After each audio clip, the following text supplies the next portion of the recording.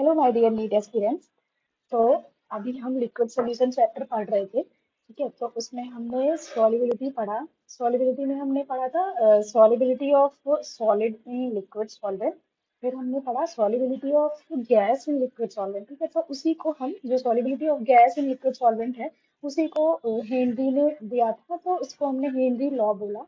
और पिछले लेक्चर में मैंने थोड़ा सा आपको इंट्रो तो दे दिया था हेनरी लॉ का, बट अभी हम पढ़ते हैं। ठीक है, तो देखो हेनरी लॉ क्या कहता है ना।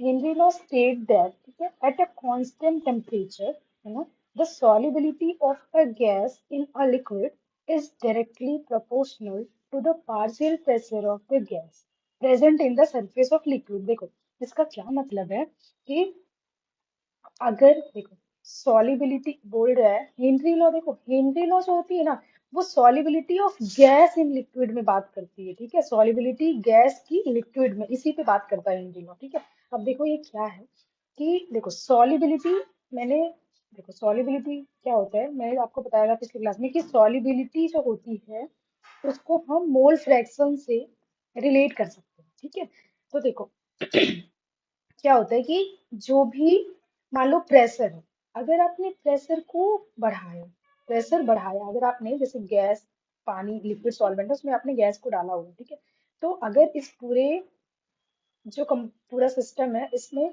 अगर आपने प्रेशर को बढ़ाया तो ये जो गैस की सॉल्युबिलिटी होगी वो बढ़ेगी। तो हेनरी लॉ यही कहता है कि अगर आपने प्रेशर को बढ़ाया तो आपकी जो सॉल्युबिलिटी होगी, यानी कि मोल फ्रैक्शन होगा, वो भी बढ़ेगा। ठीक है, यही बोलता है हेनरी लॉ। ये सारा, ये सब कुछ एक किसी एक पर्टिकुलर टेम्परेचर पर होगा। ठीक है, तो इसमें देखो यही बोल रहा है कि हेनरी लॉ क्या बोलता है, एट एट ये स्टेट, हेनरी लॉ का डेफिनेशन देखो, state that at constant temperature, किसी कांस्टेंट टेम्परेचर पे जो गैस की सॉल्युबिलिटी होगी ना लिक्विड में, वो क्या होगी, directly proportional to partial pressure of the gas. ठीक है, उस जो गैस प्रेजेंट होगा उस पूरे सिस्टम में, उस गैस की सॉल्युबिलिटी के इक्वल होगा। अगर आप जितना भी मतलब आप प्रेशर को जैसे जैसे बढ़ाओगे उस हिसाब से सॉल्युबिलिटी बढ़ेगी।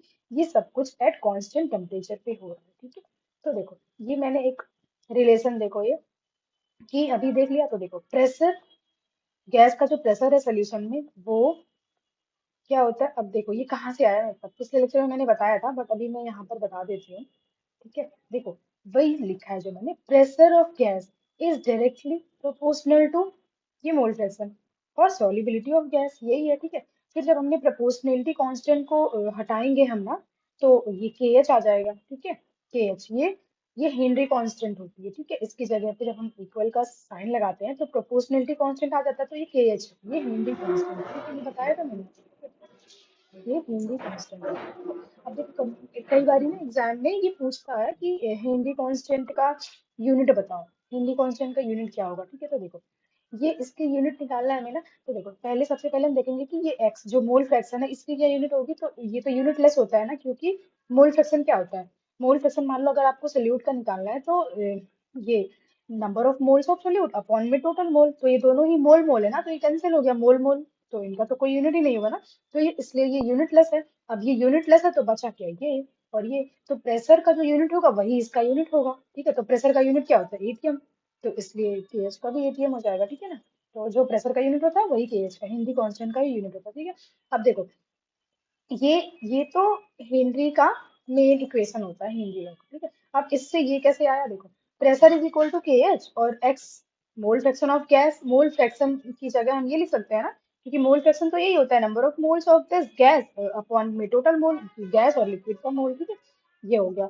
ये अब देखो अगर मान लो कई बार क्या होता है कि अगर बहुत ज्यादा डाइल्यूट सोल्यूशन है, ठीक है, बहुत ज्यादा डाइल्यूट का क्या मतलब है कि मान लो उसमें सॉल्वेंट है, ये सॉल्वेंट है। ठीक है, और हमने इसमें जो सल्यूट डाला है वो बहुत ही कम है, जो भी लाइक गैस, यहाँ पे तो सल्यूट गैस ही, हम हिंदी लॉ पढ़ रहे हैं ना, गैस इन लिक्विड सॉल्वेंट, तो यहाँ पे जो गैस है वो बहुत ही कम है और सॉल्वेंट बहुत ज्यादा है। मतलब जो भी, जैसे मान लो चीनी और पानी ले लो आप, तो पानी बहुत ज्यादा है और चीनी बहुत कम है, तो ये बहुत डाइल्यूटेड सोल्यूशन होगा ना। ऐसे ही डाइल्यूटेड सोल्यूशन का मतलब सॉल्वेंट बहुत ज्यादा है और सोल्यूट बहुत कम है। तो अगर ऐसा हुआ तो आप सोचो ना, अगर मान लो ये 1 लीटर है तो 1 लीटर में आपने 1 ml डाला तो इसका कोई मतलब नहीं हुआ ना।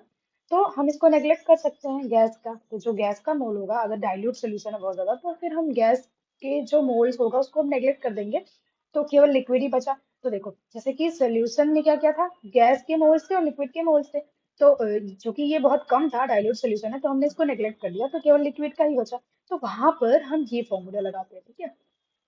सेम यही है, बस यहाँ पे क्योंकि गैस तो हमने नेग्लेक्ट कर दिया ना, तो मोल फ्रैक्शन में हम n gas, number of moles of gas upon number of moles of liquid ही रखेंगे, क्योंकि गैस तो नेग्लेक्टेड है, ठीक है ना। तो ये कई बार ये आता है एग्जाम में कि डाइल्यूटेड सोल्यूशन है, क्वेश्चन दे देगा ऐसे नंबर ऑफ मोल्स गैस का है, तो आपको पार्शियल प्रेशर ऑफ गैस निकालना होगा, तो आप ये ले सकते हो, ठीक है, फॉर्मूला। और देखो आपको ना क्वेश्चन में ये वैल्यू गिवन रहती है केएच की, ठीक है, तो फिर आप निकाल सकते हो। अब देखो कुछ कुछ ग्राफिकल क्वेश्चंस भी आते हैं, तो हम ये देख लेते हैं कि कैसे। देखो क्या होता है, अभी मैंने क्या बताया आपको कि जो पार्शियल जो भी प्रेशर होता है, आप गैस की बात करें ना, तो प्रेशर जैसे जैसे आप बढ़ाओगे तो सॉलिबिलिटी बढ़ेगी ना, सॉलिबिलिटी बढ़ेगी। तो सेम वही चीज देखो, ये ग्राफ में यही दिखा रहा है ना कि प्रेशर, ये प्रेशर है, ये वाला प्रेशर एक्सिस है, और ये सॉलिबिलिटी है। तो देखो इसमें ग्राफ में आपको साफ साफ दिख रहा है कि जैसे जैसे आप प्रेशर बढ़ा रहे हो, तो देखो वैसे वैसे सॉलिबिलिटी बढ़ रही है। प्रेशर यहाँ पे इतना बढ़ाया, सॉलिबिलिटी बढ़ी, प्रेशर यहाँ बढ़ाया, फिर सॉलिबिलिटी बढ़ी, ठीक है। तो ये बात। अब ये दूसरा वाला देखो, केएच और सॉलिबिलिटी में पूछता है, तो ये कैसे बनेगा देखो। तो अगर मान लो प्रेशर कांस्टेंट, ठीक है, कांस्टेंट प्रेशर पे क्या होगा, कांस्टेंट प्रेशर, देखो प्रेशर को कांस्टेंट कर दिया हमने, तो क्या होगा, अगर प्रेशर कांस्टेंट होगा तो केएच और एक्स में इनवर्स का रिलेशन आएगा ना, जैसे कि हमने बॉयल्स लॉ में देखा था, है ना। और हमने ग्राफिकल में पढ़ा भी होगा ना, फिजिक्स में 11th में हमने पढ़ा था ना, हाइपर, ये जो ऐसा ऐसा बनता है, ये हाइपरबोला में ही आता है ना। ये कैसे देखो, हमने उसमें भी पढ़ा था ना, बॉयल्स लॉ में भी हमने पढ़ा था, पी इनवर्सली प्रोपोर्शनल टू, है ना, वॉल्यूम के, तो पी वन बाई वी, तो पी और वी में ऐसा ग्राफ आता था, तो यही है ये चीज़, ठीक है। अगर मान लो प्रेशर कांस्टेंट है, तो के एच, के और एक्स में देखो, प्रेशर अगर आपने प्रेशर को कांस्टेंट कर दिया, मतलब ये कुछ सी कांस्टेंट है, तो अगर आप इसको इधर लाओगे, तो K H is equal to one by X हो जाएगा ना। इसका क्या मतलब हुआ कि ये के एच जो है वो सॉलिबिलिटी के इनवर्सली प्रोपोर्शनल है, तो वही सेम है। तो के एच जो है वो सॉलिबिलिटी के इनवर्सली प्रोपोर्शनल है, मतलब मोल फ्रैक्शन, ये मोल फ्रैक्शन तो सॉलिबिलिटी है, ठीक है।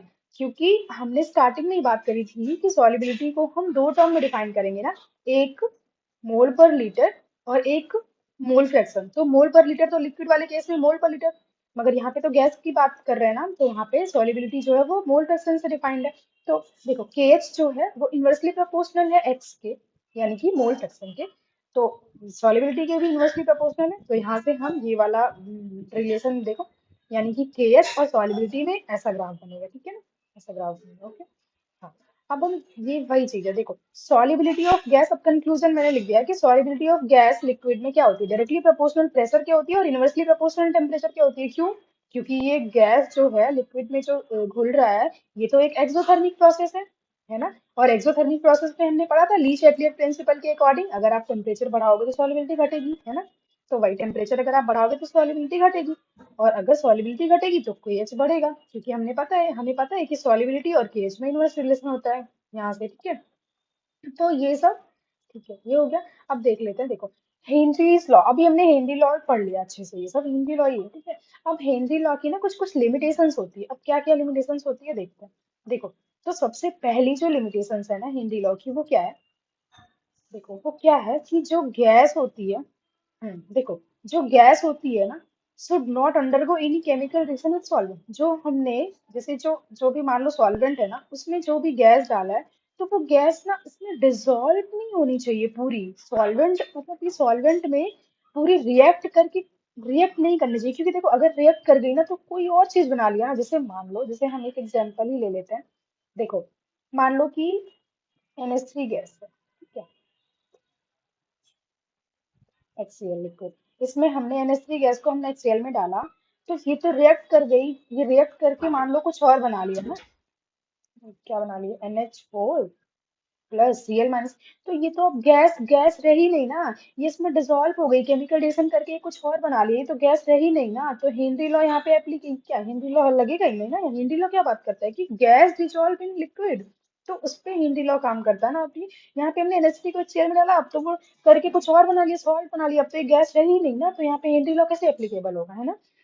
तो ठीक है, ये नहीं होगा। अब देखो जैसे मान लो हम कोल्ड ड्रिंक वाली बात ले लो, कि उसमें हम जब CO2 डालते हैं, तो वो पूरी गैस, अगर मान लो CO2 जो है उसके साथ में रिएक्शन कर जाए, जो भी लिक्विड है उसमें पानी जो भी डाला हमने, तो फिर हमें तो वो कोल्ड ड्रिंक पीने में फिर अच्छा ही नहीं लगेगा ना, वो तो कुछ और बन गया ना, वो तो गैस उसमें रह ही नहीं फिर।